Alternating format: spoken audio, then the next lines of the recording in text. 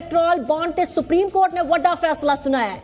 Supreme court ने electoral bond नूं रद्द कर दिता है। इलेक्ट्रोल बॉन्ड स्कीम पूरी तरह दे नाल रद्द की गई है। 6 मार्च तक SBI नूं पूरे चंदे दी जानकारी EC नूं देवे। सुप्रीम कोर्ट दे वल्लों कहा गया है 31 मार्च तक EC नूं सारी जानकारी वैबसाइट से देनी चाहिए है। इस सुप्रीम कोर्ट ने वड्डा फैसला जिहड़ा सुनाया। दस दिए कि 2 नवंबर साल 2023 दे विच अदालत ने यह फैसला जिहड़ा सुरक्षित रख लिया सी। तां साल 2017 दे विच केंद्र सरकार ने वित्त बिल दे राहीं संसद दे विच इलेक्ट्रोल बॉन्ड स्कीम जिहड़ी पेश कीती सी। 29 जनवरी साल 2018 दे विच इलेक्ट्रोल बॉन्ड स्कीम दा जिहड़ा नोटिफिकेशन सी वो जारी किया गया। तां हुण इस ते फैसला सुप्रीम कोर्ट दे वल्लों सुनाया गया कि 6 मार्च तक SBI नूं पूरे चंदे दी जिहड़ी जानकारी इलेक्शन कमीशन नूं दित्ती जावे। तां सुप्रीम कोर्ट ने इलेक्ट्रोल बॉन्ड नूं लैके वड्डा फैसला सुप्रीम फैसला सुनाया है।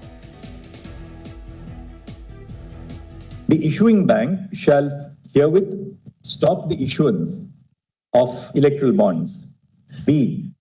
State Bank of India shall submit details of the electoral bonds purchased since the interim order of this court dated 12 April 2019 till date to the Election Commission of India.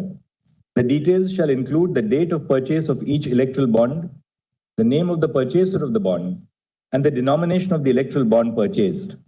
C.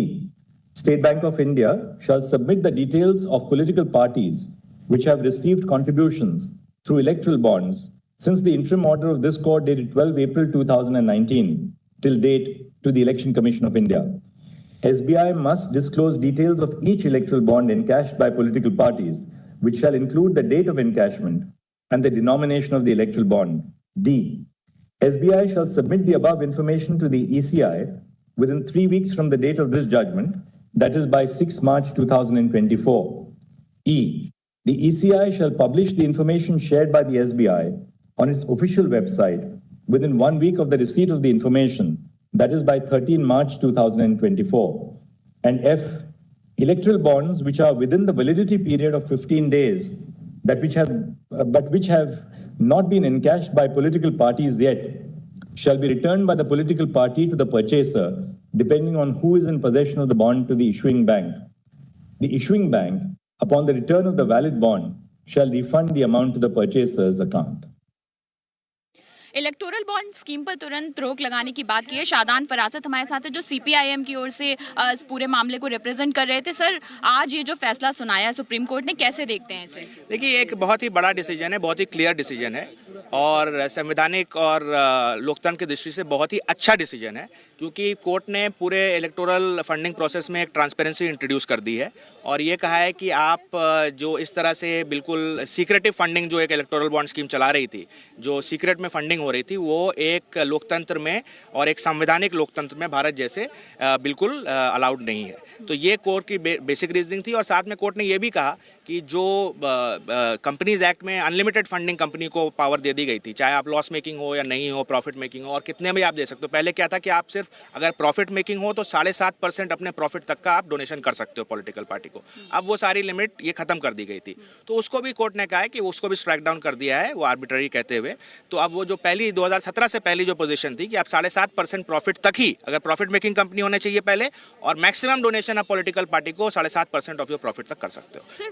फैसले में जो मतदाताएं हैं उनके right to information का भी जिक्र किया है, बहुत स्ट्रॉन्ग इस पे स्टेटमेंट दिया गया है। इसको कैसे देखते हो, क्या मेन ग्राउंड्स रहे हैं इस पूरे फैसले के? देखिए, हमारी मेन बहस भी जो थी सब सारे पक्षों की, पिटिशनर की तरफ से जो सारे वकील और जो पक्ष थे, कि ये एक राइट टू पब्लिक का राइट टू नो है। डेमोक्रेसी में इस तरह की सीक्रेटिव फंडिंग नहीं हो सकती है। हमारे आर्टिकल 19(1) के अंदर पब्लिक का राइट टू नो बनता है और उस राइट के परसुएंस में इसे अनकॉन्स्टिट्यूशनल करार दिया जाए, और उस कोर्ट ने मोटा मोटी उस बहस को और आर्ग्यूमेंट को एक्सेप्ट किया है। और चंदे की सीमा निर्धारित करने का जो सरकार का फैसला था उसको भी मनमाना करार दिया है कोर्ट ने। हाँ, तो जो वही मैं कह रहा था, जो चंदे की सीमा जो कॉर्पोरेशंस का था, वो पहले एक लिमिट होती थी 7.5% अपने, अगर आप कोई कंपनी 100 रुपये प्रॉफिट बनाती है तो 7.5 रुपया वो डोनेट कर सकती थी पॉलिटिकल पार्टी को एज पर द लॉ, उससे ऊपर 8 रुपये नहीं डोनेट कर सकती थी। लेकिन ये जब अमेंडमेंट आया तब उन्होंने इलेक्टोरल बॉन्ड स्कीम के तहत इसे भी खत्म कर दिया और कहा कि आप 7.5 के ऊपर भी जा सकते हो, आप लॉस मेकिंग भी हो तब भी डोनेट कर सकते हो, कोई फर्क नहीं पड़ता। ठीक है, तो वो सारे जो चेंजेस है वो हटा दिए गए। तो अब जो पहला 2017 में पोजीशन थी कि 7.5% प्रॉफिट मेकिंग और सिर्फ 7.5%, वो सीमा वापस आ गई है। एक आखिरी सवाल, लोकसभा चुनाव से ठीक पहले ये बेहद अहम फैसला आया है, इसको कैसे देखते हैं आप? क्या असर पड़ने वाला है आगामी चुनाव? देखिए, मैं वो एक राजनीतिक सवाल है और मैं उसका इसलिए जवाब नहीं दूंगा, लेकिन उसका क्या असर होगा वो तो हम देखेंगे। बट कोर्ट का ये मैटर जो है ये 6 साल से पेंडिंग था और फाइनली कोर्ट ने इसे सुनवाई दे करके एक टाइमली सुनवाई अभी दी, फिर नवंबर में टाइम निकाला, स्पेसिफिकली लिस्ट किया, कॉन्स्टिट्यूशन बेंच को रेफर किया, सुना और अब डिसीजन भी आ गया है। तो ये एक बहुत ही अच्छी प्रक्रिया हुई है और अब ये कोर्ट जो है अभी काफी सारे संवैधानिक बेंच मैटर एक के बाद एक जो बहुत दिनों से अटके थे उसे सुन रही है और डिसाइड कर रही है।